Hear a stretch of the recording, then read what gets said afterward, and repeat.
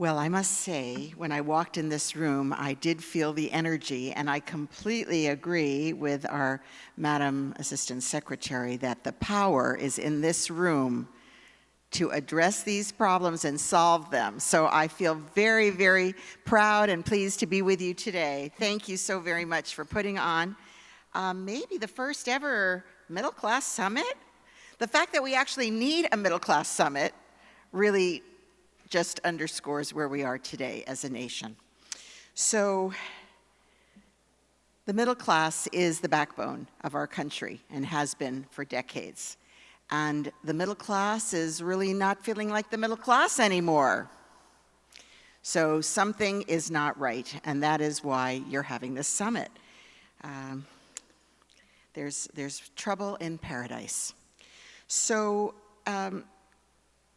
we have to address the declining economic power, the declining sense of security of the core of the American dream, our middle class. And I want to start by saying I have spent a lifetime working on elevating our middle class. That is to say, making sure that people who are in it truly get to stay in it or do better, and those who are not yet there have a chance at the American dream and to become part of the middle class. So that is my work of many decades with Legal Services of Greater Miami, the Guardian Ad Litem program, the founding Catalyst Miami, then the Human Services Coalition, and then as a county commissioner, now mayor of Miami-Dade County. So I take that lifetime of work and experience with me to this new role, and I have opportunities as mayor of the great Miami-Dade County to make sure that our policies support and promote the economic well-being, the economic prosperity. By the way, I call our democracy, the twin pillars of our democracy are civic responsibility and economic opportunity. And to the extent that those things do not exist, do not thrive, our nation is in peril. So this is not just about helping people along the way. This is truly about making sure that our democracy is strong. So I salute you again to the organizers, to OIC, a wonderful organization that has been at the forefront of this work for so long, and the Seminole Tribe for embracing this agenda, and thank you to our hosts at the Hard Rock Casino for convening us today. Before I continue, I must take a moment to address an unspeakable tragedy that took place this week.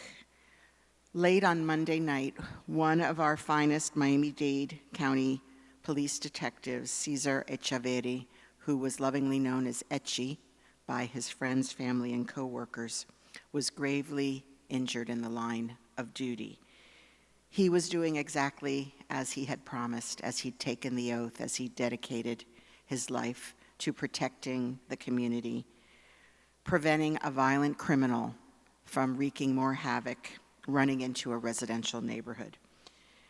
And until last night, he was fighting for his life at Jackson Memorial Hospital and finally succumbed to his injuries last night.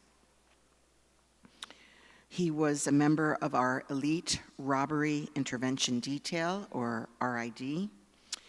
He was on the front line of our county's mission to solve crime in our community, and he will always be remembered for his courage, his sense of duty, and his unwavering dedication to the safety of our residents.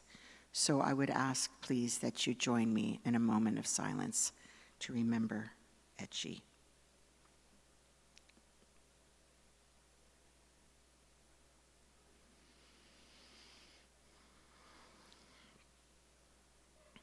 Thank you. Thank you very much. And my thoughts are with Etchi's family, who I was together with his family late last night, and with the fellow officers who served with Etchi. And we are all working together to navigate this unthinkable tragedy. So, to our middle class and all around the nation, we know people are hurting. They're hurting economically, they're hurting emotionally, and residents of South Florida are feeling the burden. And that despite the fact that we have the most recovered economy perhaps in the nation, because visitors are here, jobs are back, we have historic low unemployment. But nonetheless, we have inflation at really historic levels, not experienced in a decade and more.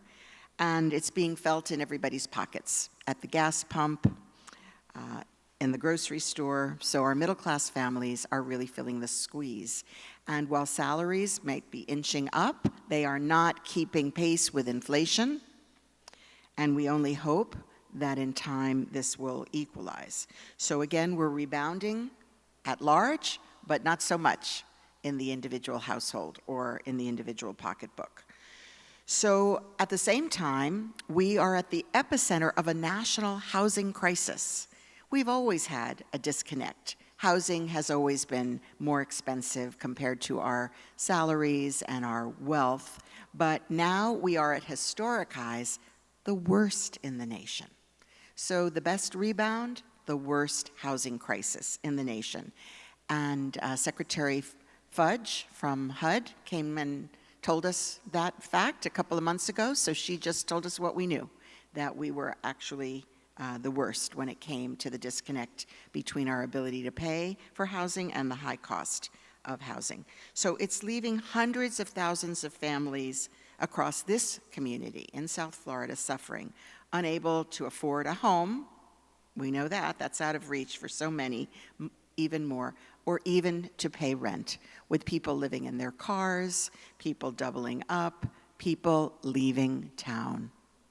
So back to the search for employment, we have the jobs, we don't so much have the people because the jobs do not support them to pay for this high cost of living.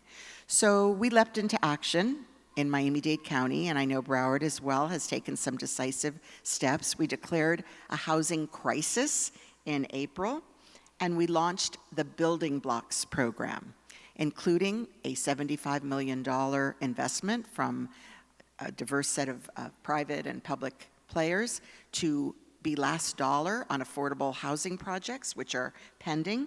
And we are aggressively building housing that people can afford to increase the supply and therefore reduce the demand and bring prices into some rational basis.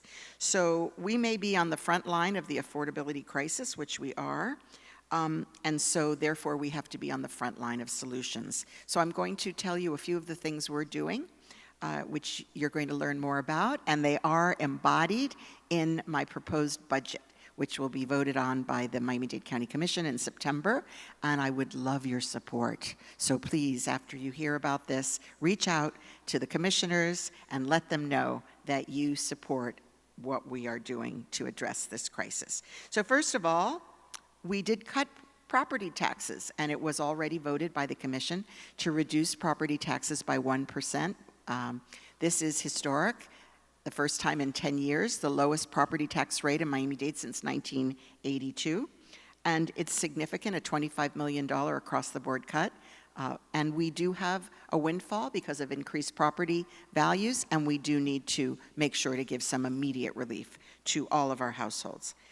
And then we also have to make sure that we can maintain and strengthen basic services, because rolling back the millage, once you do it, it's pretty hard to come back. And we are right now propped up on these wonderful federal programs and federal dollars that are coming into our community and saving the day from the pandemic, but they are not going to be with us forever. So if we roll back our basic property tax millage, we will be in 2 years or so stuck, unable to pay the bill for the basic services that our communities need and demand. So we have to look ahead. We cannot simply rely on these short-term revenues for long-term sustainability. And then, so important, we must make strategic investments that will address the crisis head-on right now and address those who are most struggling to afford to live here, and that is exactly what we're doing with a program that we are rolling out next week. So stay tuned. It's got a lot of components, and I'm going to address briefly what will be done. So again, the 1% reduction in property tax, and then investments, particularly in housing affordability. And there are many, many components. We are going to be expanding the ERAP program. That's the Emergency Rental Assistance Program that we've very successfully used in Miami-Dade County to save 20,000 households from eviction. And we have more money in the pot. We're going to increase eligibility to 140% of the area median income. And thank you. Thank you. And that is about the middle class. We're also going to entice landlords who have market rate housing to take our subsidy and bring the prices down, affordable up to households of 140% area median income. So a direct housing subsidy, it is called WIP, the Workforce Housing Incentive Program, and we plan to put 9,000 units online, subsidizing 9,000 units to make them affordable. We also are going to provide relief to our homeowners that are struggling to pay their mortgage, their taxes, their insurance. And we're expanding a program that exists within our social services department, again, to 140% area median income. And we will particularly target the elderly, the disabled, on fixed income, getting double homestead exemption, and not able to pay the bills and risking foreclosure and losing their only security. So that program is part of the plan. And we also are building more housing. With the dollars that we've dedicated, we have 14,000 units, either already ribbon cut or by the end of 2023 online, and an additional 18,000 that are going through the permitting process. So a total of 32,000 new units. So I'm very proud of these targeted investments. The time is now to double down and help our residents be able to live here, help the middle class stay, thrive, weather this economic storm. And so we are also bringing in more dollars for transit to build out our transit system to help our working people. And all of it is about ensuring a decent quality of life for those who work and contribute to our community each and every day. I'm very excited for the meaningful solutions that will be developed here at this summit, and I thank you for listening to my program and hopefully sending your good vibes for passage of the budget this September. Thank you very much, everyone.